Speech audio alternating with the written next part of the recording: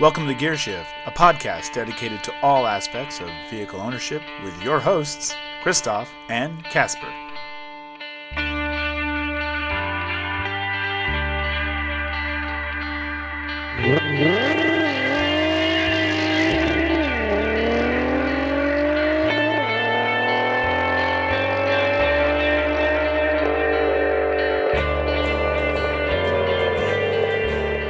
Oh, hello.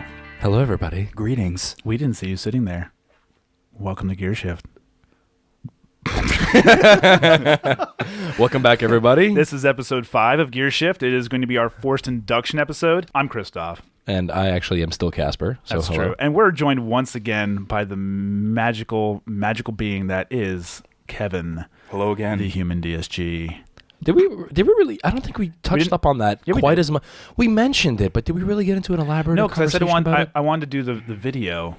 I want to record a video. There will be a video later on demonstrating the abilities. Yes. To be determined Yes, when. But absolutely. Yes. Yeah, thanks for having me back, bros. Yeah, it's really good to have you here. We're, of course, on Instagram Live as well, at least for the hour, and then it's going to cut us off because I figured out that Instagram Live has an hour length limit. Yeah, it caps you at that, which is good. Bummer. Which is okay. Tommy Salami says hi. Ooh, hi, Tommy Salami. He loves our show, which that's... Thanks, Thank man. you.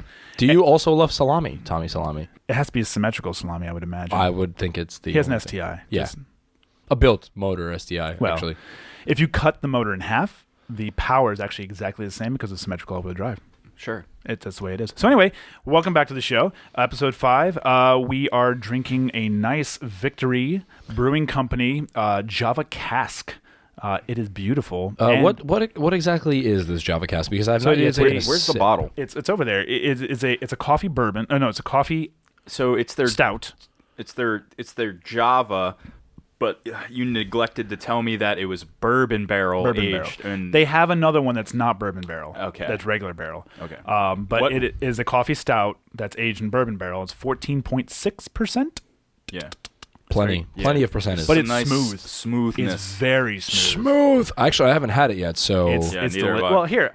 So you have had it. So we have determined that you did sip it before I sipped it. No. Let's cheers. Oh, Cheers. you better You know, not. Let's God, I'm clank the still glasses. I don't even know what do I do with my hands. Pick up your glass. All right. And na Cheers. zdrowie. Na zdrowie. Cheers. Episode 5. This smells like Heaven. Oh, that is good.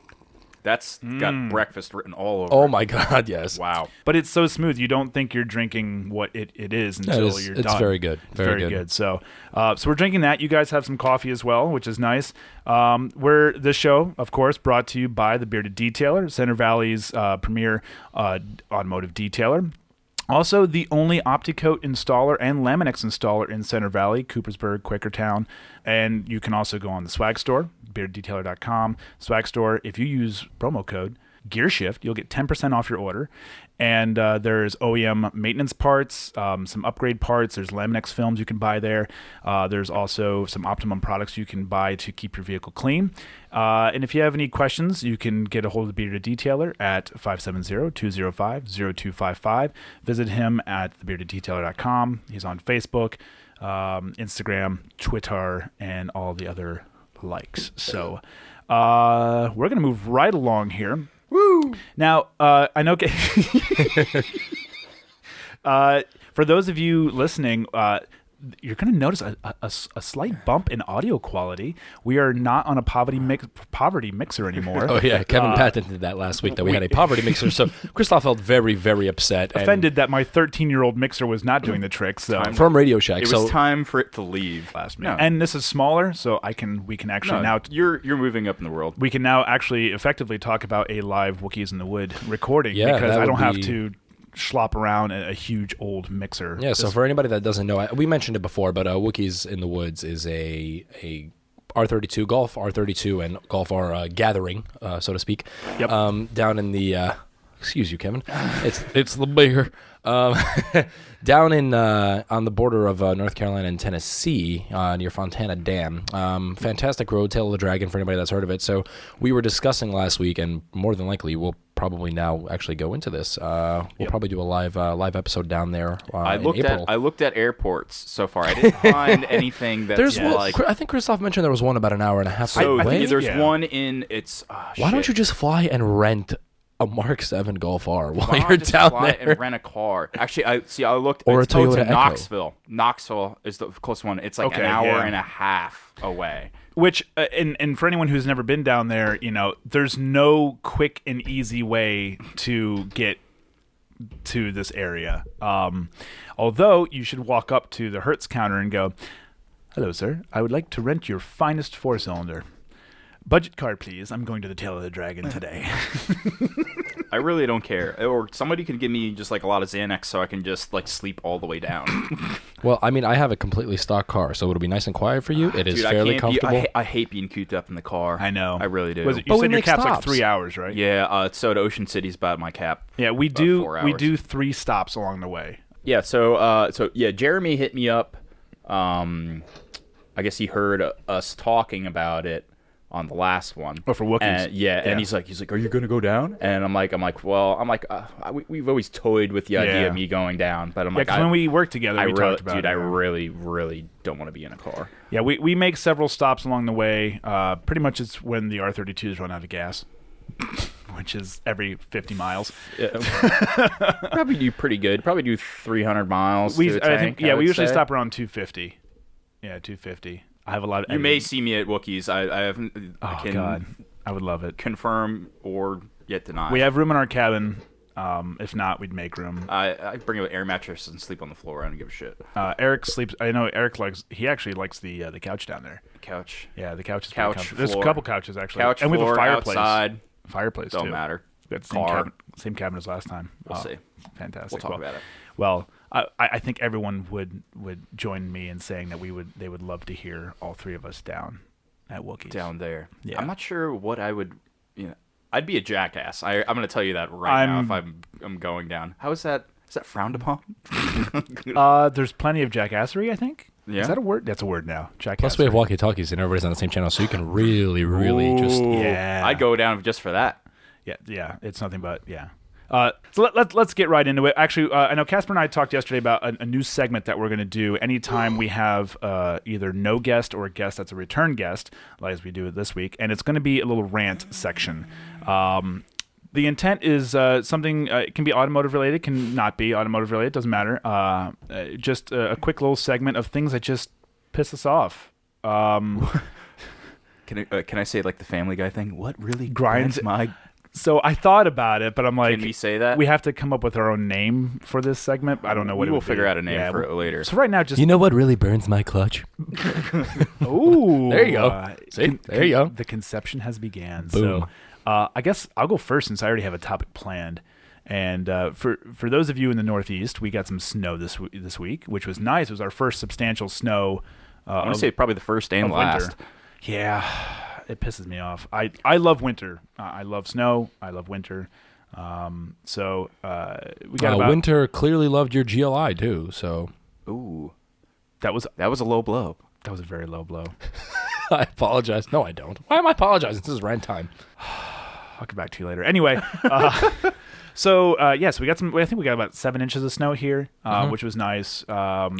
So it was very heavy snow, and so this week the thing that really pisses me off the most, it's one of my pet peeves: people who don't clean their fucking cars off of snow before getting on the road. Oh yeah. That annoys the ever-living shit out of me. Not a smart thing to do. No, first of all, I believe there are laws. It is illegal. Yes. It is, absolutely. Especially truckers, which I think they're getting better. I think a lot of trucking companies now, they actually have a scraper when you go to pull your truck out of the yard. It actually cleans the majority of the stuff off the roof of your trailer. I think we've all been that person at one time or another. But it's You know what I inexcusable. mean? It's inexcusable. Forecasts You are can't usually... say you haven't done it at one point in your life. You can't say that. Yeah, I can. Really? Yeah, I think I can confidently say I've always, before entering a highway, before going onto a major road, I've always cleaned it off. Because it annoys me that much. I understand why it's a safety thing, because Chunks of ice? Yeah, chunks of ice, everything. Well, actually, Somebody died in the Lehigh Valley a couple of years ago from a tractor-trailer chunk going right through the windshield. Mm-hmm. I mean, That's the extreme, obviously, but it's simply annoying. I feel it's inexcusable. You know when it's going to snow. There's a thing called the forecast, and if you have Amazon Prime, in 2 days you can get a snow scraper if you're too lazy to go out and buy something from the store. It's not even that. I mean, if you clean off your car and leave the snow on your roof, which people tend to do, actually leave it on the car, just there. And I've seen people just clean half the windshield, and that's it. Dude, I've done that before. I just like a little 4x4, well, not even a 4, but 2x2 section of windshield. It's like this and big. Then that's like I'm gonna go to work now. I think the only times I've ever left it if it's just straight powder, and as soon as I start driving, it all blows off. all blows off. That's a different scenario. I'll let that go. Yeah, but if it's sticking, then it's an an issue. Yeah. But if you have inches on your car and it's unsafe. Yeah. I mean, wow. So no, I get it. That's me, and obviously that's forefront of my mind because we just had the snow, seeing people driving around this last couple days. I have a topic. Go ahead, your turn. It better not be about your Volvo. I fucking hate cars. Just for everybody out there. To my life. Welcome to my life, everybody. So I'm sick of it, and I am quitting Gear Shift and all of this car related bullshit. No, good, because Kevin's going to take your spot. Fine. You know what? Fine. He's better with the mic. It's a me. No, I'm just mad because I'm tired of dumping money. And for anybody that has a project car or has ever had a car where they've done this kind of stuff, I'm sure they can relate to a certain extent. I know Adam with the I want to say that's probably the most recent example that I know is a friend of mine, Adam, with his RX-7. You should know this by now. Sometimes it never ends. And I'm realizing that I'm now total between these two cars that are the most recent. I've been about 3 years into this project, and it's just constantly it's like that commercial. I think it's State Farm where the guy is dangling that dollar off the fishing ground. It's like, oh, you almost had it. You almost had it. Got to be quicker than that. Yep. See, what you're doing now, you're getting down to it's all the nitpicky stuff. I know. The majority is done. It runs the bulk of it, and you know what? A lot of it is the small stuff at the end. And what unfortunately is what happens. I just told him this morning what happened last night is not the end of the road. It's seriously not. No, it's just the pan and the gaskets, and you're done. Like you're getting down. Like we have a tune now. We're in the last 95% of it's done, and then you get a big slap in the face. He's like, nope. Yeah. So I've determined that my Volvo 850 wagon is a bitch that just keeps asking for more money. It's like, no, you need to spend more on me.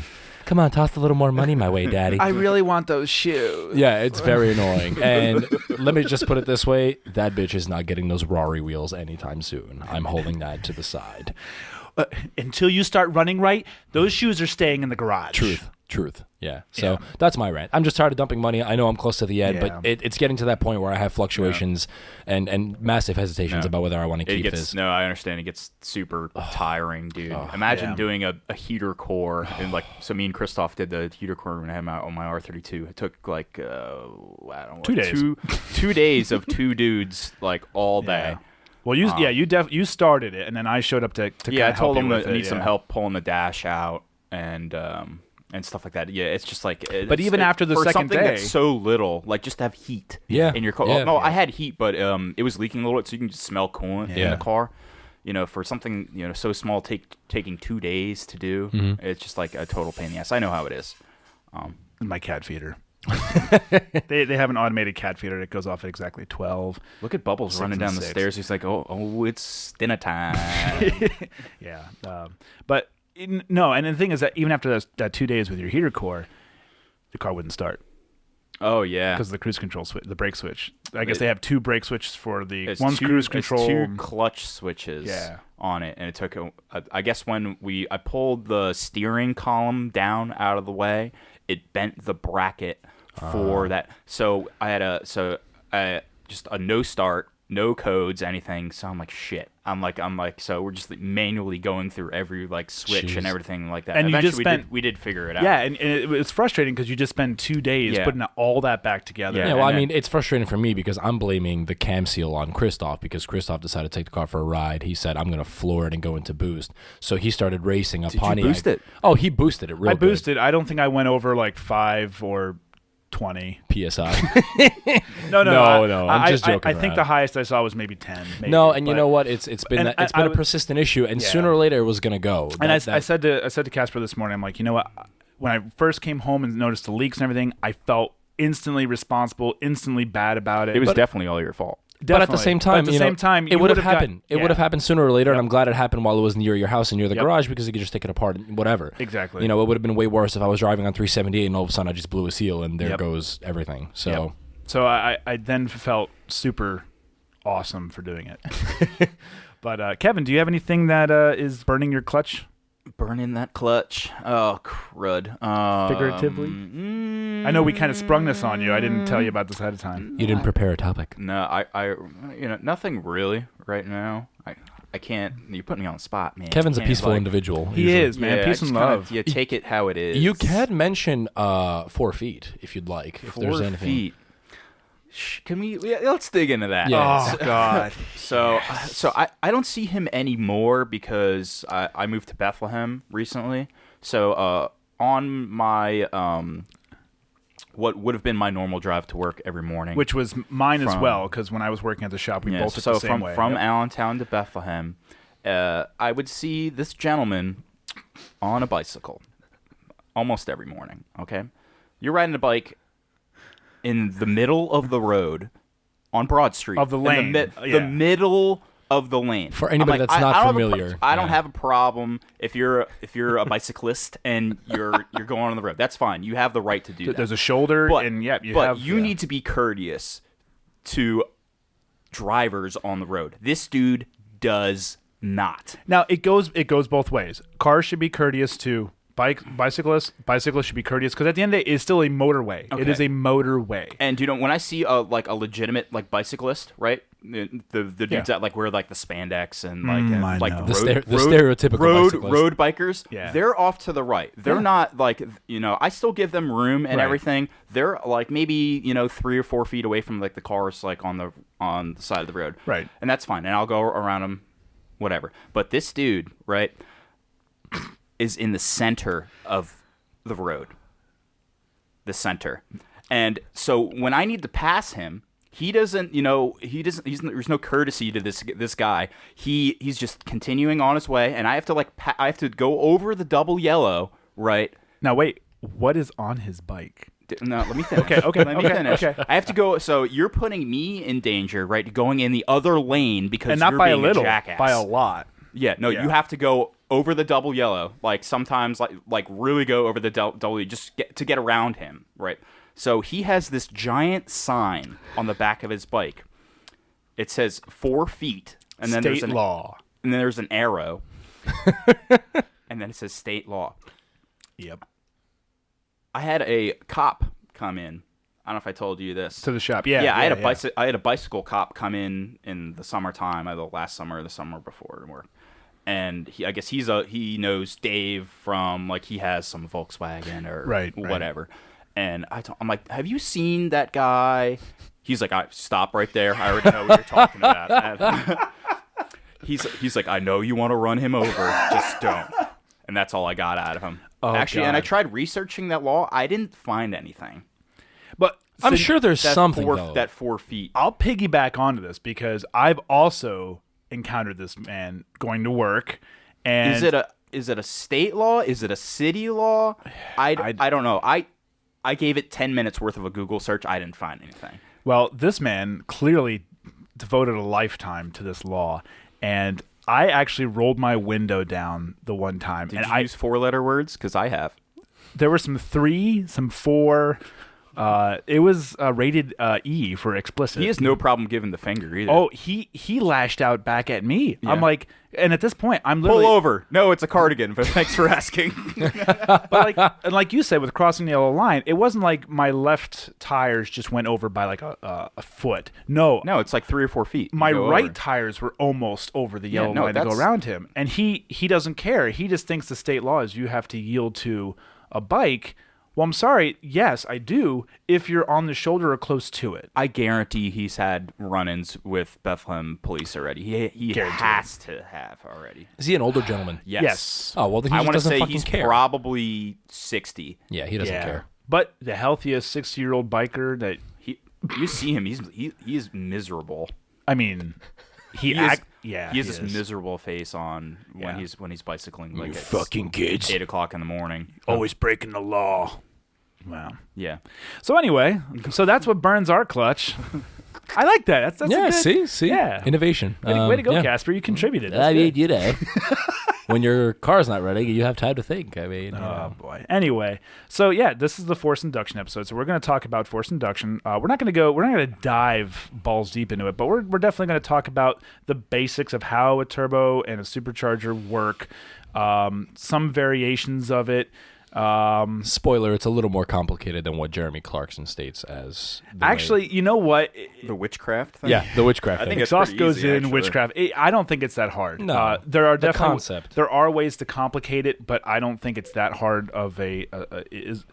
And honestly, I think if you own a turbo or supercharged car and you don't understand how it works, either one, you just don't care about cars, or two, I think it's a little ignorant. I think you should have a basic understanding on how things work, especially if you're a car guy that wants to do any sort of work on your car whatsoever. A basic understanding of how any sort of forced induction worked is important. Before we go down the rabbit hole, let's Casper needs some encouragement. You really do. Dude, 3 fucking years. Dude. I know we're past the burn my clutch section, but Jesus Christ, 3 fucking years. I know. I'm over it. I know. Anyway. You need some professional help. That's what you need. I do. You need a psychiatrist. All right, so let's start with the fact that, okay, a supercharger can be a turbocharger, but a turbocharger cannot be a supercharger. It's kind of like the whole square and rectangle thing. One is the other, but not the other. Yeah, so, I have actually a very good comparison for that. A beard is detailed, but not every detailer is bearded. I'm just saying. No, okay. So what is this? Let me start. Yeah, by I want to saying, hear what's okay, actually going on. So a with supercharger actually is a turbocharger. Okay. In the raw sense of the word. That's why you get manufacturers like Audi who have the 3-liter T. It's not actually a turbo, but it's a supercharger. But a supercharger is a turbocharger, but a turbocharger is not a supercharger. I think the reason why they did that, I think you're talking about, like the S4 and everything else is. But even leaving them out of it, it is so that engine is supercharged. But I think people, especially typical Audi owners that have been buying Audis and everything, they're not going to change the badge anymore. Right. So 3-liter S on it, like that would. People who's like, oh my god, what's going on here? Like there would be like all up in arms just for over a badge change. No, and I don't say that statement. I've said this too because it does still have the T on it. Right, but I'm not saying this statement because of Audi. Just to make that clear. No, I'm not saying that either. But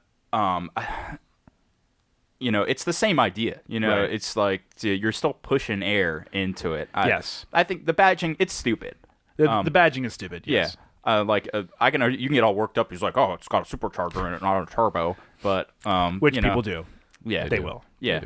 But okay, so let's dive into the basics. Okay, let's start with how they are similar. So a supercharger and a turbocharger both are. So the charger itself is essentially a compressor, and it generates compressed air, which is then forced back into the intake manifold to raise the efficiency of the engine. Now that's in essentially. Are you going to talk about the difference between a forced induction and a naturally aspirated? Do you want to start there? Actually, not yet. You want to go backwards and then forwards. Because that is the continue. I'm loving where this is going. Well, that's the raw basics, correct? As a mechanic, Kevin. This can be simplified. Okay, simplify. Christof, back the fuck off and let him speak. So pardon me.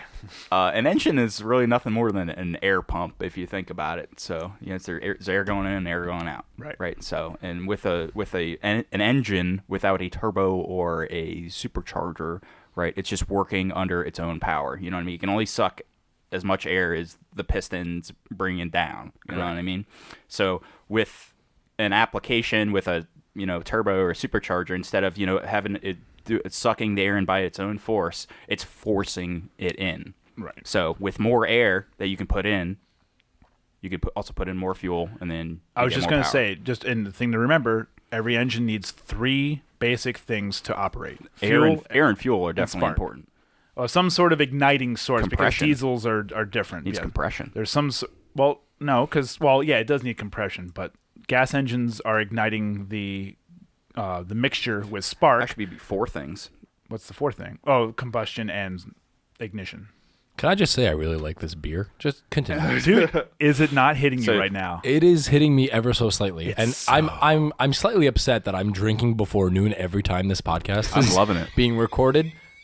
I'm just saying. I mean, I know it's 5 o'clock somewhere, and I am Polish. But Are you not geez, Polish? I am. Where is the goddamn vodka? Where is vodka? Please bring. I do have cherry brandy up in the fridge. But anyway. Where were we going with this?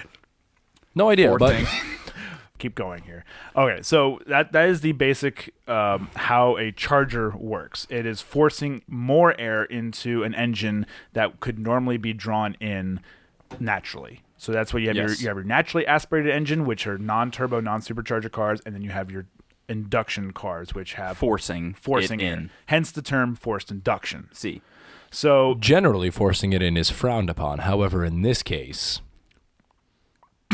it could be encouraged. It depends what sort of driving experience you're looking for. that's true. So now the two differences: you have a supercharger and a turbocharger. Uh-huh. There now, obviously, we may or may not get into the debate of what's better. Let's not. What I is would rather best? not, because there's different applications for each. What It you all want. it all Yeah. depends what you're sort looking of for. fuel you're going Exactly. for, and what your goals are, and that sort of thing. the Right. preference is a big factor. Yes. I don't know, It's a it can big get that factor. can go a whole bunch of ways. So I think we'll start with turbocharger, because I think that has the least amount of variations, because all turbochargers are going to be mounted the same way. You know, the routing might be different for piping, Yes. but they're all going to Yeah. be mounted the same way. Yeah. So a turbocharger is exhaust driven. It's essentially, I guess, viewed as free power. Your engine is already putting out exhaust, so it's already happening, and that exhaust is used to spin the turbo, kind of like, let's say, a water mill or a windmill. It's Yes. already moving past it. It's spinning it. That's your free power. The supercharger is kind of parasitic, I guess, is what most people could call it. It takes power to make power. Correct. It usually belt driven. Well, no, they are belt driven. Yes, they're all belt driven. And it's whether there's a shaft involved. There's, like I said, there's other variations, but it is belt driven off of the crank usually. Yes. So you're gonna have a little power loss because you're now spinning another pulley. It's gonna take the power that your engine is turning over, and it's got to turn the supercharger Right. too, along with your rotational force, your power Yes. steering and your alternator and your water pump and everything else. There is going to be a loss there, but you're going to make that back up with Right. with boost. It's similar to like people who drag race and want a lighter wheel. It's rotational weight. Yeah. So the lighter or less you have to spin, you're going to have more power. You're going to be able to put that force down quicker. Which is actually why a lot of cars that come with superchargers from the factory, whether it's some sort of Benz, for example, or the older Mini Cooper S's, one of the most common modifications is a lighter pulley. Yep. Yeah. Tune in pulley intake. Lighter that's- pulley or smaller pulley. I know Yep. it's common with superchargers. Yep. Well, if it's a well, it's smaller pulley. I was thinking look for like a Vortex style Yeah. too, but you still want to spin it faster. So So like I that's said, correct. with superchargers, there are variations, which is pretty much due to where it's mounted. So turbochargers are always going to be bolted right to the exhaust manifold, period.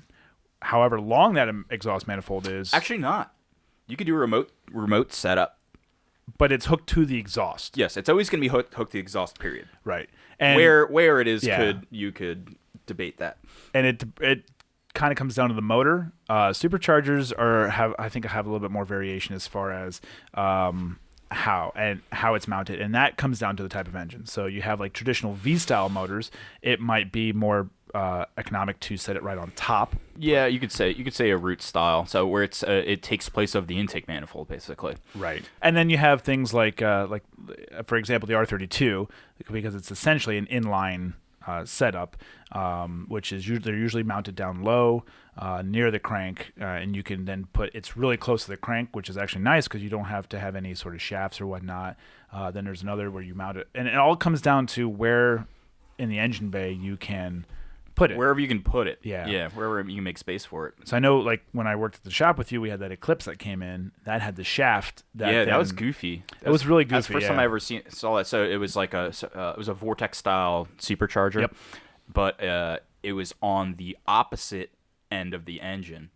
Really? So it had to run. It had to run a drive shaft from that side to the other side where the pulleys are. Now, as somebody who's not overly versed with superchargers, would a longer drive shaft or so much more plate cause more power loss? Oh, yeah. Absolutely. It definitely does, right? So the more you put in its way, the more you're going to have loss. Yeah. Okay. It's the same thing when you're trying to like bust a nut. You know what I mean? Like with a wrench, not like.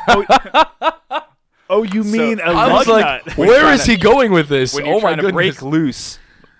A lug nut. So like a lug nut, and you're using a long extension, right? It's harder to do it rather when you have a shorter extension on it. Correct. So that'd be the same idea. Yeah, well, same thing with like rear When wheel you're drive. trying to bust that nut. rear wheel drive cars versus front wheel drive cars on a dyno, you're going to get you're going to have less loss with the front wheel drive because it doesn't have to travel through a shaft. Yes. So with that Eclipse, you had a belt coming from the crankshaft to the pulley, which was attached to a shaft, and then went across the motor to another belt. It was a V6. Oh no, that bolted right to the Supercharger. Mm-hmm. Yeah. It just seems like a lot, honestly. Yeah. But it comes down to room. If you don't have the room to put it on the side. So on that, so it was a V6 Eclipse, like you know what I'm talking about. Yeah. It was like the early Millennium cars, right? I think it was after the turbo. Yeah, because the turbo ones, the GSXs in those were like late '90s, and it was the generation after. Yeah. After that one, so there's no room on. So on the belt side of it to put a supercharger there. So when he popped the hood, I'm like, what the hell is this rig? Now, and the whole like bracket setup was like billet aluminum, and it was really ugly. Well, and the whole reason why he brought it to us is because it kept snapping, it kept breaking the welds. He just wasn't happy with how it's set up. So he also claimed that this was a Corvette Killer. Corvette Killer. Yeah, I drove it. It drove like crap. I find that very hard to believe that it would be a Corvette Killer, honestly. I mean, an 85 Corvette, maybe? Or, No, any earlier. C4. Earlier than that. Any C4 Corvette running on 4 cylinders. Yeah. I mean, whatever. The guy had, the guy, that was his outlet. I mean, hey. Powered. You said his daily was. I drive a Volvo. Yeah, he bought a Corvette as a daily. Yeah, and then it like blew a rear main seal while we had the Eclipse in the shop. Oh God! But so that is the actual basics. Is you're increasing the volume of air inside the combustion chamber, which then you also have to increase the fuel. Obviously, with more air, you have more fuel and more power. Correct. Done. Efficiency. The higher the efficiency in the motor, the more power you'll get out of it. You could talk about efficiency between, from a fuel mileage standpoint too, between a turbo and a supercharger too. Yes, you could. Because you're not making boost. Well, your load is different. So on an if NA you're just car, if you're just driving along and cruising, you know what I mean. If you want to compare this to like let's say power levels between a turbo car or a turbo 4-cylinder or 6-cylinder to an 8, you're at a boost when you're just cruising. So you're just using level surface. Yeah. You're just using for like four cylinders, whatever when you're cruising, and then when you're getting on it, you have that extra oomph. As opposed to like you have a V6 or V8 when you have like 6 or 8 cylinders pumping away at all times, so you're always going to get better fuel mileage. And you kind of mentioned it last week with your 240 talking about duty cycle and load. Mm-hmm. That comes back into this as well too. So, excuse me, that beer is good. It comes when you're just cruising on the highway. Your load is much lower. So to get more power using forced induction, you're actually lowering your NA load, and you're putting it onto the supercharger instead. So it helps with load displacement, I guess would be the better way to put it. But so then, I mean, you can go into the argument: is supercharger better? Is turbocharger better? No, I just want to say one thing. Okay. You can clearly see, this is slightly off topic, that I am the Polish one, as my beer is finished first, and you boys are slacking behind. What? But I mean, I'm just saying, let's get back onto that. So yeah, we don't want to get into too much of a rant. Dude, I had like 8 coffees. We don't want to get too much into the whole. You want to see me slam this? It's not going to be pretty. The toilet's right over there. It is right. Oh, that won't happen. That will not happen. No, I mean, I guess we can. We don't have to have the argument. I guess we can talk about what the argument usually is. Supercharger will give you there's less lag. It depends. Depends on the setup. If you have like one, if you want to call it like the root style or whatever, it's like it's instant. Right. It's just like an NA car. And the reason is because if you have like a Vortec or something like that, because that's more like a turbo than it is like a supercharger. It takes time for it to spool up. But it will still spool up quicker than an actual turbo, because a turbo depends how big it is. Okay, so if let's say for sake of talking, let's use the 3.2, the R32, the 3.2, okay, because there are supercharger and turbocharger kits available for both.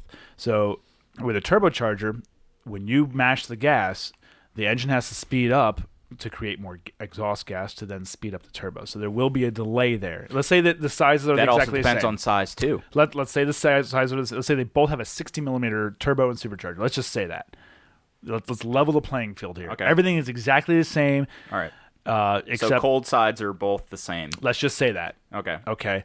A turbocharger will have more lag than a supercharger because you're not using the exhaust, which has to be generated through combustion. So I've heard There's a that delay. like centrifugal style. I think that's the correct term for Centrifugal. that. Fugal. Fugal. Sure. Depends where you're from. I've heard they have. I don't think I've ever been. No, I lied. The Eclipse was like that, but I've never been in. Well, I can't use that as a proper example.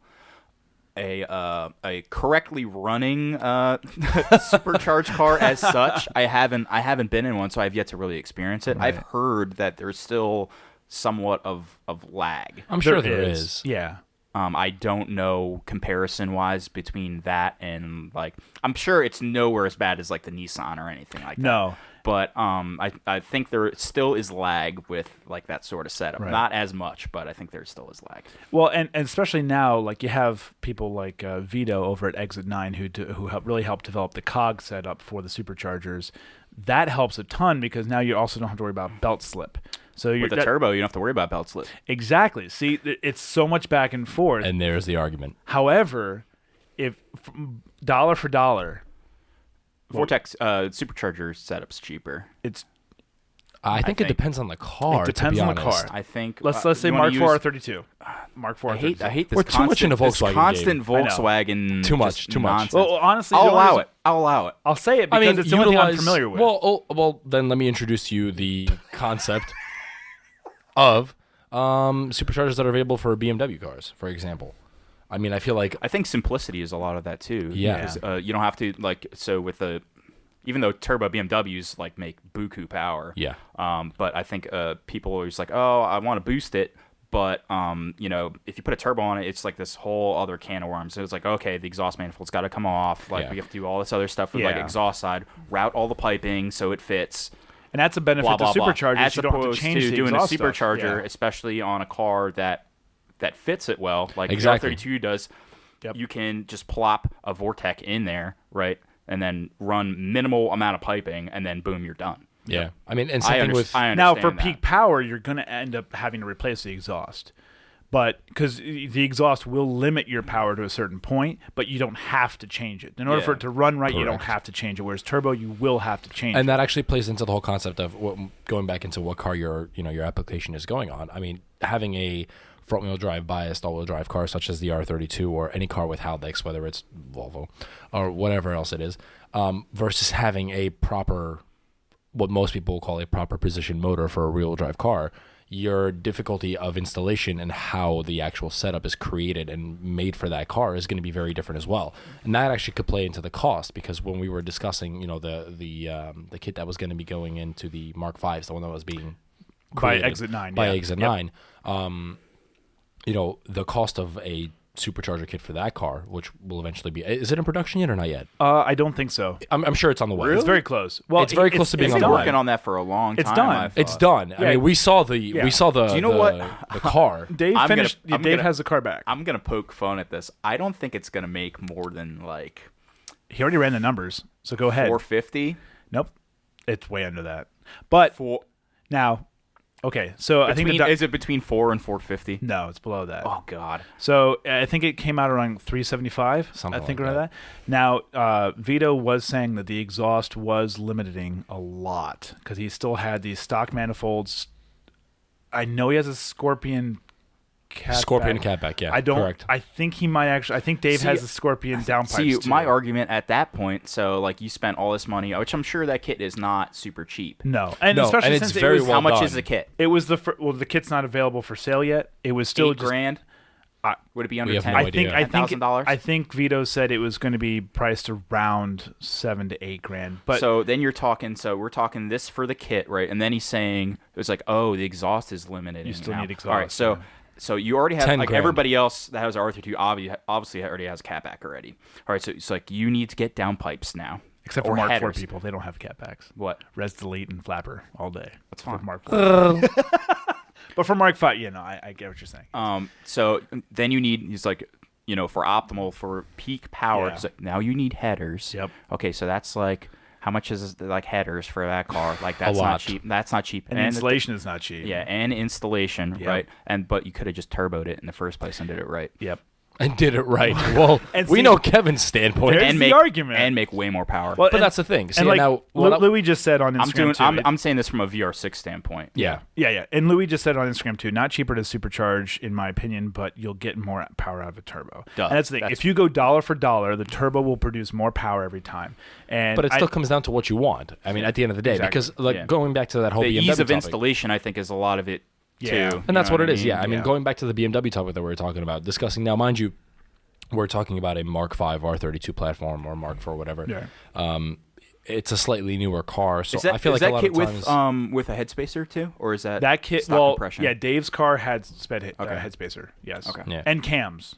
But I think Vito said that kit would be good for 400 horsepower Okay. with an exhaust, 400 horsepower. Yeah. But Dave didn't, he had been without his car for so long, he really just wanted to get the car back. He didn't want to spend the extra money to develop an exhaust. So. which is understandable. Yeah, Totally understand. Yeah, but going back, I mean, I forget which brand it is that actually no longer produces the Supercharger kit for, let's say, an E36 M car or 2.8, whatever it is.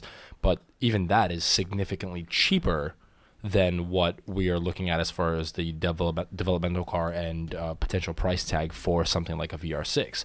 So going back, I think I saw kits on sale for anywhere between $3,000 to $5,000, which are with a head spacer, like the car I just showed you guys earlier. So I was looking around, just browsing Craigslist like much of us do. BMWs do headspace. I think some of them too? do. I think some of them do, if I'm not mistaken. But I saw. I mean, I know they can handle if it's properly tuned. And a lot of these European sixes can handle. That's a big thing with VR6s. I'm not sure with other. Yeah, I mean, I was looking other at the one that I was looking at manufacturers. has a I forgot what brand it is, unfortunately, but there is a car available up on Craigslist. It is a BMW M car, E36, a 99 that has a supercharger on it that apparently is quoted to be producing 450 horse. I mean, that's going from 240 to 450 with a supercharger that probably cost, as far as parts go, under $6,000, maybe $5,000, depending on what you did. Well, the second pole lock is finished as beer now, just for anybody that was wondering. Here was the last one. Third place. Being first, you're last. I mean, that's a big difference. Don't challenge me. We're talking about the limitations of of the supercharger on, let's say, an R32 versus the BMW. I mean, it's producing almost as much as with just the supercharger as it is out of the factory. Like that's a lot. And as far as installation and just as I don't know if I want to throw the word reliability in there, but see, and that's a whole nother. We're gonna do reliability. See, that's a whole nother can of beans, man. Because Let's dig into that. because Reliability. and I know I'll be How right about back. that Volvo reliability? I know we've Go fuck yourself. You can suck a fat one. I know this is something we've talked about. I've talked about a lot with a lot of different people. We've had R32, our R32 for 5.5 years. The idea of wanting to turbo it or supercharge it I've talked about it so many different times. I would love to do it, especially if money was no option. I would love to do it. I think that's the limiting factor in that car. But even if money was no option, I love that I can go fire that car up, and once it's warmed up and good to go, I can go beat the absolute piss out of it and have zero problems with it. And I have for 5.5 years. I've been doing that with the Jetta since day one. You speed shifting motherfucker. But like, Well, that's if you want to talk about like reliability standpoint. I want to quote my dad on this, which I really don't want to do. him and his CVT Ultima. He's like, he was looking, I think we were looking at like Saabs or like something like a long time ago. Actually, really, yeah. Saab, actually, that's right before they bought our Volvo, which they had. We had a S80 for... What generation? Because there's a big... 04. It was a turd. Yeah, no, I know. It was a giant turd. The newer ones are actually very, very nice, the V8s. It had crank no starts, like left us stranded like 5 times. Yeah. We had the car for like less than a year. My dad got rid I'm of it. honestly not surprised. Not surprised Really, at all. really comfy car, nice driving car. Not worth it. But a reliability standpoint was absolute junk. But I want to say, so getting back on to turbo and supercharged cars, quoting my dad when we were looking at Saabs, I'm like, oh, you should get a Saab. He's like, no, you don't want that thing. It's got a turbo on it. It's more things. It's more problems, which is true. Very true. Even from the factory, which is true. Even a factory installed turbo kit. And it's just one more thing to worry about. yeah, and coming from a sales standpoint, when Volkswagen then got rid of the 2.5 when I was selling cars. Anything that can go wrong will go wrong. Right, and that goes for NA cars and turbo cars. And I think turbo was a dirty word for a long time because, I think a lot of manufacturers didn't have the turbo kits. They were new technology. They didn't have it fine-tuned right. So a lot of companies, Volkswagen's one of them, they had the 1.8T, which was the first real mainstream and forced induction that they had. The early 1.8T was a great motor. It still is a great motor. But I love my Audi. yeah, man. they're fantastic. Yeah. But they had tons of problems. There's always little things, but I'm sorry, little things add up. Yeah. But now I think turbocharger is so mainstream in every manufacturer that it's not something to worry about. I'm gonna go back a little bit what I was saying before, because especially in Europe. So I know in Germany they get taxed when you buy a car. You get taxed per liter on your car. So your car that's why everything is such small displacement over there. Yeah. So you're adding the turbocharger on there. So, yes, it is small displacement, but also you can have half decent power with small displacement. Which is also a reason why a lot of the supercars, Lamborghini, all these other manufacturers, they're getting rid of. Everybody else is all turbo now too. You have emissions restrictions except that Ferrari. Are keeping. They We don't do what you tell actually us. no. That the new whatever replaced the 458 now, it's the 488 now. That one's turbo now too. I think it's still V8, but it's smaller displacement and it's twin turbo now. Oh, I want to interrupt this real quick. Louis sent me a message on Facebook. He found his. Let me see here. My ex-brother-in-law's license plate from Illinois. What? For those that are not Don't looking, forget it to says bust a nut. Bust when a you're nut. trying to bust the nut, It's make sure you use a half-inch breaker bar when you're doing it. registration was May of '97. That's good. I like that. Anyway, yeah. So a lot of companies, and that's another reason for turbochargers and superchargers, is to be able to reduce your emissions, and increase your efficiency while keeping either the same power or actually getting more power. To tie that all in Keeping together. displacement down and Yes. power up. Yeah, because obviously a V12 and a turbocharged V8 might make the same amount of power. Let's just say that they do, but there's going to be less emissions coming out of the V8 turbo. Right. Christof still wants that 8 850. Series. Yeah, he wants that 850. I want an 850 The really bad. E31. We've actually What do you- determined that Christof is Christof hates BMW, by the way. No. Christof dislikes BMWs. Yes.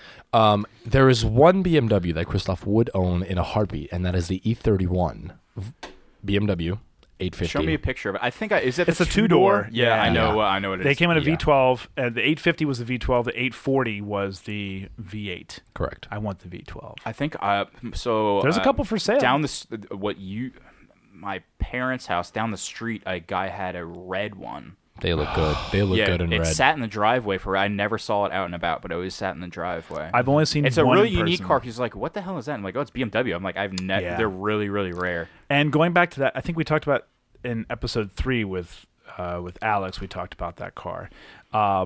Kacper was right on the power. So it's, what did you say, low just threes? under 300. Yeah. Under 300 and crank. Go look. I mean, that's astonishing. That What year were those? 89 to. I was going to say early 90s. It was late or late 80s, early 90s was the early range. 90s. Correct. But it blows my mind that you can have a V12 that's not even 300 horse. There's you, this is Jaguars had V12s in their early 90s. Yeah, and they were not or producing something. all that And much. the same thing. They made Like low twos. powers. It was. I think I don't know numbers, but I know they're low powers. My friend's dad had one. But like Kacper said, leave it to BMW to just be underachieving. Yeah, and the thing is, it bugs me sometimes because I personally think, and I'm sure I'm gonna rustle some feathers here when I say this, but I feel like BMW kind of lost their identity after a certain time because they have tried to tap into every single fucking market possible. After E46? Yeah, after E46. Yeah, I can see after that. I the think that's E46. what happened. I'm going to say that Volkswagen went down the poop chute, too. And I would say Mercedes did. Benz, absolutely. mid-2000s. Yep. Absolutely. We That's just the talked time. about this yesterday. Yeah, we were talking about this yesterday. So Yep. to me, anything after E46/E39 What M5. what year was that for people who don't know? That was between 2000 and 2003 for the 5 Series. And as far as the E46 M goes, it went up to 2006. So after that, I feel like they just totally, they have a 1 Series, 2. I mean, this is, a decade that I'm, putting together. But 1, 2, 3, 4. It's everything. They've had a couple cars that have been cool. No, they have. I mean, absolutely. I agree. I thought the 1 Series, the 1 4, Series caught on. The new 4 is. I don't want to go into that. The new, but the 1 Series was cool. So all when they started doing the turbo stuff. So the 135, the 335, I think I'm correct. Yeah. The 1M is sick.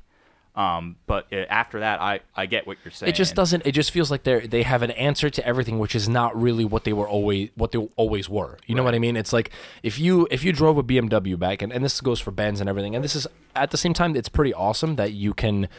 A lot of people, and I'm kind of straying off topic into finances here, but it is nice that if you can afford a, I don't know, $200, $300, $400 car payment, you can have a Mercedes-Benz in your life. You can have a BMW in your life, and that's awesome. But at the same time, it's like their identity. If you go back to the 80s, 90s, etc. for those cars, I feel like it was a little bit more of a status symbol, and you kind of.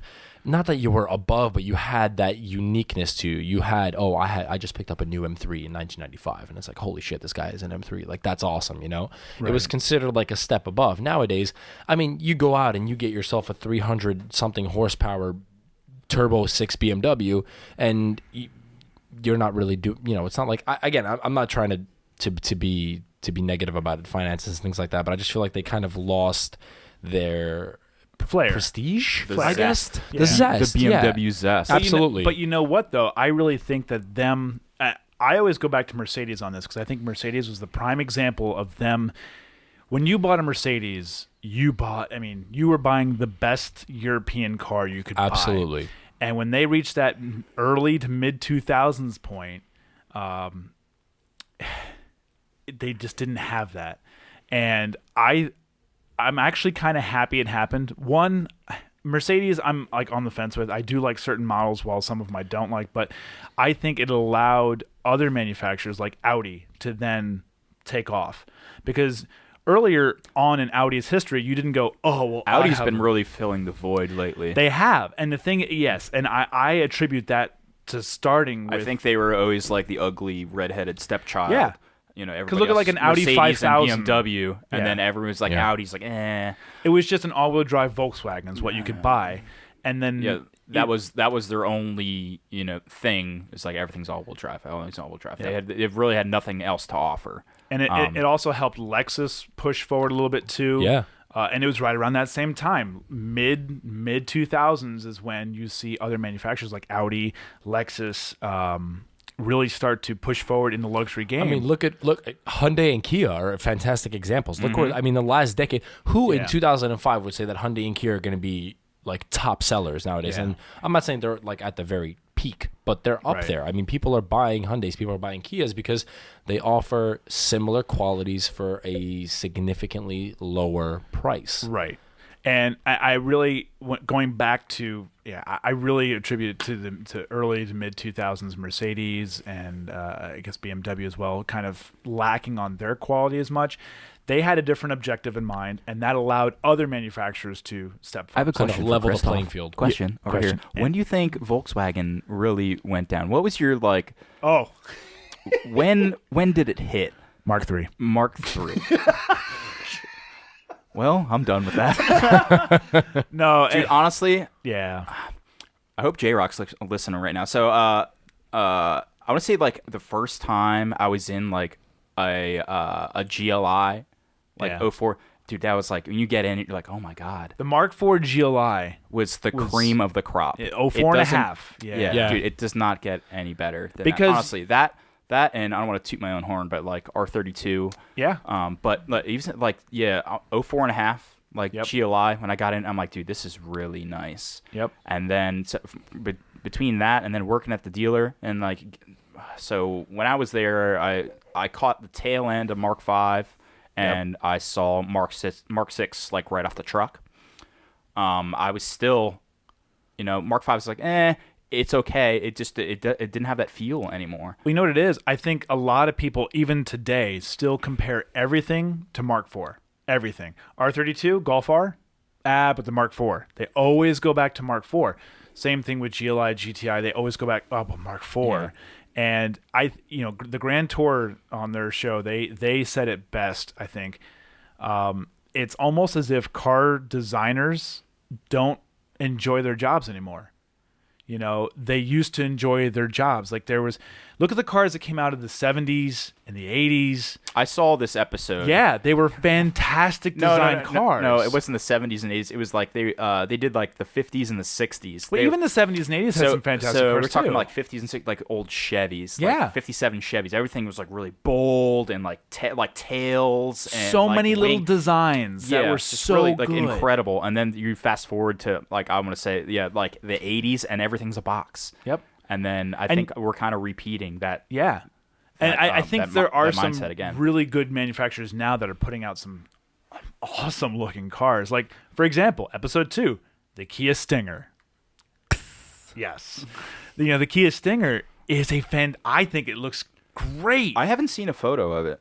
Can I look that up? It's on Instagram, fam. Yeah, there's a. Is it like Genesis Coupe kind No. of? Kinda, No. There's a thing called Google. You can use it It's, Bro, So it has I'm like on a it. BMW front, kind of, and an outer rear, and sort an of, yeah. A7 rear, an Audi A7 Specifically, rear. Yeah. A7.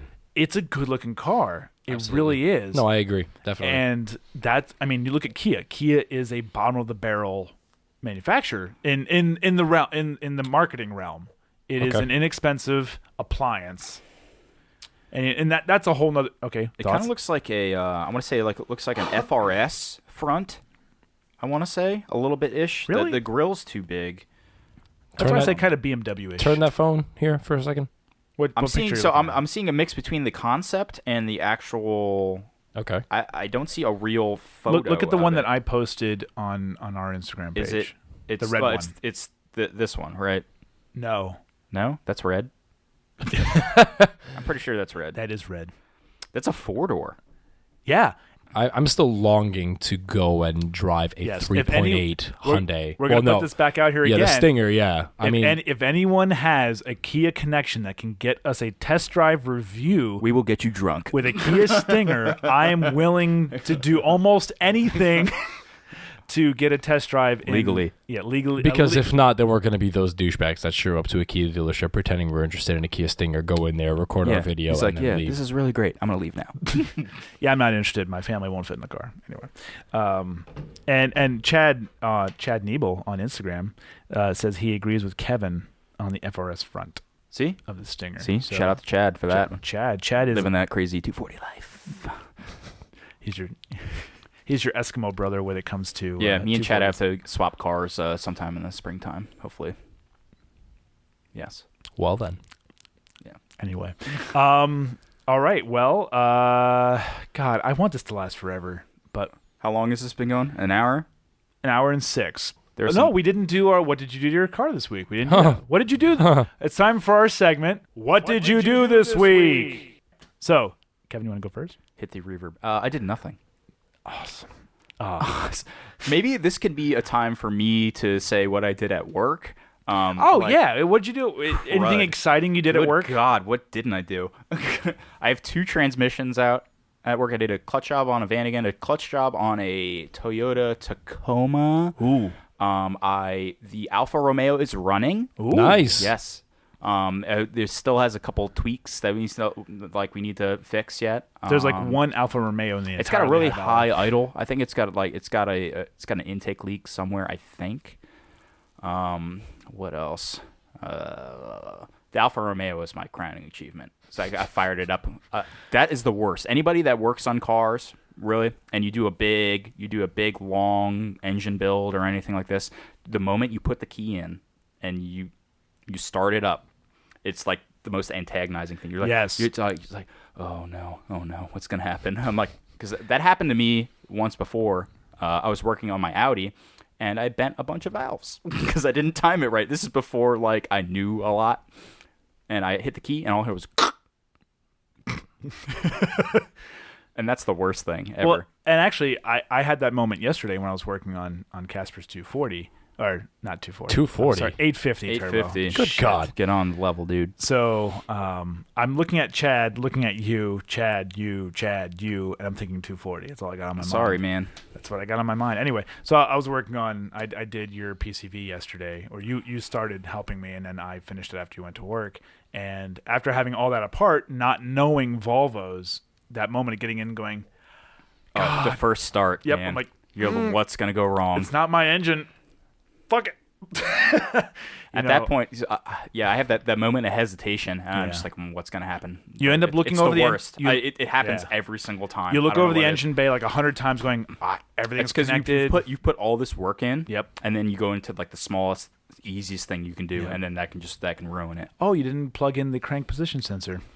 Well, it might not fire, but I'm Yeah. just worried about catastrophic, Bending valves. or whatever, But sounds like you had an interesting week of work. No, it works. No, I'm so glad the Alpha. It's not there yet, but it is running. So What year is that? Like a 90? That is a 94 Alfa Romeo 164.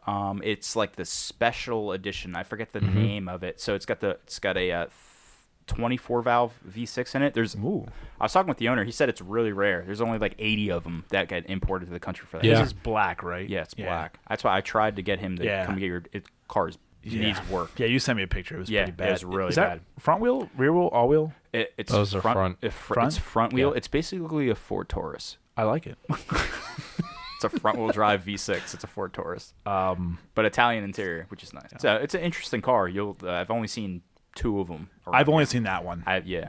It's just that guy. Yeah. Casper, what'd you do this week? What did you do this week? Contemplated the existence. So when Christof texted me yesterday about the whatever seal that you blew out, and Casper's like, he's like, dude, it's going up on Craigslist. And it was the first thing he said to me. I was coaching Christof. I was coaching you through Christof. But at the same time, I'm like, well, Casper can use all that money for the Golf R. And then really ruin his life. Yeah. So let's go into what I did. I think that's more of a slippery slope than probably the Volvo is at this point. Well, so for those of you who don't know, Casper does have the Volvo 850 turbo, and he did a manual swap into it, and it's been nothing kind of but little problems ever since getting it back from the manual swap. Eventually, he ended up bringing it here to the house because I told him, I said, just leave it here at the house, whatever. When I have time to work on it, I'll work on it. And yesterday he came over. We started the PCV swap because Casper's done this job before, and then he had to go to work. Actually, we got our hairs cut at Modern Male Barber Shop first. We did. We got our hair did together. So then after that, I put it all back together, and then I took it for a drive to see if the issue had been solved. Spoiler alert, it was not. And then it ended up blowing the crankshaft seals. Camshaft seals. And one seal? Both. Probably both. Yeah. I think there's 4. Well, the two on the two on the non-timing end, side, yeah. on the end. Yeah. Non-timing side, because I didn't check the timing side yet. But It could be 4. Which could you be. should check. Yeah, I will. The distributor cap bolts right onto the pull that- cam, and the other Pull the one timing cover off and everything's covered in oil. And then you're going to need a timing belt. head. No, you just need a timing belt. Yeah. So, so then I drove it and noticed that it, was leaking oil all over my garage. So, like I had said to Kacper this morning, this isn't the end of the world. It's just so hard. I know, and I told him I'm not telling him to get rid of it. I'm not telling him to keep it. I don't give a crap what he ends up doing with it. I just want him to know this is not the end of the world. If it is just a blown seal and clogged PCV passage going down the oil pan, it's not the end of the world. If it's not that, then you can get rid of it. Yeah. Yeah. If the pan That's comes the off last- and it's If we drop the oil pan and if it's clear, and Get him out of here. Get it out of here. At that point, I don't know what it is. I'm It's gonna- got to be that at this point. I'm going to build a wall and make sure your Volvo pays for Let's it. do a shout out to anybody who has a Volvo with PCV issues. What the hell you're supposed to do? Junk it. Yeah, junk it. So let's go to Instagram to see what they did to their cars this week. We have Chad Niebel. Chad said he cleaned snow off the cars. Nice. That's the extent of it. Sick. Yeah. Bravo. You know what? You're our bro of the week. Yeah. Bro of the week. Bro of the Chad. week. Cleaning snow off cars. Chad hitting it hard. Doesn't get better than that. Subaru's running flawlessly, I hope. Symmetrically. And then we also have Eric Dark Mufasa. He said, not much, bought turbo last week or so. Turbo for what? For Mark IV R32. Oh, nice. How big? Yeah, Eric, what size I turbo hope did you it's get? 95 millimeter? No. It's got to be a GT35 or a 6266. That's what I had. That's what I had laying around for mine. We also have Laminex Film just joined too. I believe that is Ben because I think Ben runs the Laminex page. What up, Laminex? You got any stuff for 240s? Because my headlights need that. Why are you that asking nice- Laminex? You should be asking the bearded detailer. I want to go directly to the source. Eric says Precision 7676 Gen 2. Whoa, big guy. Oh, sorry, 7675. Whoa, That is kind of big. What are your plans for that? that's big numbers, dude. Yeah, Eric, what are your plans for that? R32? That's over 600. Capable. And now Yeah, we because when I had the 6266, I was shooting for 5 with a head spacer. with a head built spacer. internals, Yeah, so- that's a big Yeah. that's a big boy. I will be happy if he just says head spacer. Dude, they make power. They Yeah. make power on head spacers, Well, man. even you were just we talked about this. They make 500 wheel on head spacers. Head spacer and and studs. Yeah. Done. he said anything on pump 1000 on E85. Wow. Yeah. You're going big boy numbers. Yeah, that's what I said. Definitely over 600. 500 on stock trans. Wow. I don't know what I think torque. Torque is your killer. Yeah. Is going to be on that. So I'd say actually, so with a bigger turbo, so it's going to be hitting later. So you're going to be having less torque. So that's actually better for your transmission. But I don't know what the braking limit on this. I'm sure it's probably 500-600 foot-pounds is going to kill it. He said sky the limit on built trans. Nice. So built trans Nice. too. That's Doing it right, man. What is your what's your time frame on this? When you're looking to finish this? That's why I went bigger to not torque shock the trans. Good. And That's this, what I was doing. That's why Yeah. I went with the R32. That's why I went with the bigger AR on it. That's why I didn't go the 63, 68. I went the 81 or 82 because I wanted to hit later. So it'd be a little less torque. So, it wouldn't be beating up the trans as much. And this goes back to everything we've always said so far: do it right or do it twice. Do it nice or do it twice. I think if we ever do shirts for this show, Do it nice or do it twice. it's going to be a Toyota Echo. And Buy it now. Eric said $1,500. gears will die. Sadly, only a matter of time. Plan to put it all on. Where's June, this July. gentleman located? Jersey, right, Eric? Oh, Jersey. Are you in Jersey? I think you're in. Dude, over I'll run Jersey you in the there. 240. Come to Slipstream, I'll run you. I will be going to Slipstream this year. Where is Slipstream? Slipstream is going to be at Pocono, July 1st. Ooh, maybe I'll go and run the Audi. I don't think they have a under 300 horsepower section that you can enter, but you can. I can't even enter the R32 at that point. You can. I don't know what the lowest horsepower there is going to be. What is that? Is that drag or is that quarter mile? Or is That's a straight line. That's the straightaway one. like what Steve did? Yep. Could enter Okay, the Volvo. I would love to do that, man. That would be nice. Yeah. So I'm gonna go up there with race gas. Do you guys want to enter the Volvo? It's not gonna be done by then. No, anyway, it's not. I think probably the lowest is probably gonna be 400 horsepower. Actually, around there. Eric said he's in Maryland. He travels around. Slipstream would be come up to Pocono July 1st. They haven't released the registration yet, but I know July 1st is the first one that they're having. Well, even if I don't get to drive in it, I will definitely be going. I want to go. I didn't go. get to. Yeah, there's like twin turbo like Lamborghinis. Yeah, and when Steve went with his RS4, I mean the cars that he was running. I wanted to go last year, but I had a conflict. I was in Florida at the time, so I couldn't go. He's asking if it's a quarter or a half mile. It is the straightaway at Pocono. I do not know how long the stretch is. You can. I think it's a half. I don't think it's half. I think it's less than that. So it's basically a 40 or 60 roll till the end of the straightaway. I think it's 60 if I remember right. It's whatever. Yeah. That they start the cones and then they end the cones. If you go on YouTube and you look up Slipstream, you can see what it's all about. And it's tons of fun from what I've seen. Yeah. You know, I can't wait to go. It's good to know you're going with that, and you'll have your spark plug issue. Yeah, it's not gonna hook, but whatever. You'll be the only one going down that straightaway sideways. Yeah. Chad, you better bring. Chad better bring his too. Yeah. Well, and hey, we can have Alex bring his Golf R too. Yeah. That's You'll over get 3. You'll get me up probably until about 80 miles an hour. Yours is all high end, man. Yeah. Well, that's gonna be the tough one. And the gearing is so long in that Yeah. too. So maybe I'll just honk it in third gear all That's the way if your out. synchros don't go by then. Yeah, that might be. They're already shot. So. Well, I think we are done. This has been a fantastic hour and 18 minutes, and I look forward to doing next week. Next week, let me pull up what next week's is. I know what it is. I know what next week's is. I don't even have to look at the list. I know what next week's is. Next week's is the scene. The car scene. And it's also my birthday. Oh, God. I'll be here in the morning. Oh, you are going to come? I told you I'd come. I can't. I know you said you had to work it out. I can't go to go-karting, but I will come for the episode. Yes. I might be the new staple in the gear shift community. Who knows? The sky's the limit. Oh, I'm so happy right now. Oh, God, the scene. You're going to have to bring Natty Bo for this. What? No, I'm going to bring whiskey for the next one. Yes. Well, It's then. going to be good. So, on that note, thank you all for watching and listening. It's been our pleasure as always. Tune in next week at 8 a.m. for episode 6 of Gear Shift, which will be the car scene. And as always, I'm Christof. I am Kacper. Kevin. And this has been Gear Shift. Thanks, guys. See you next week.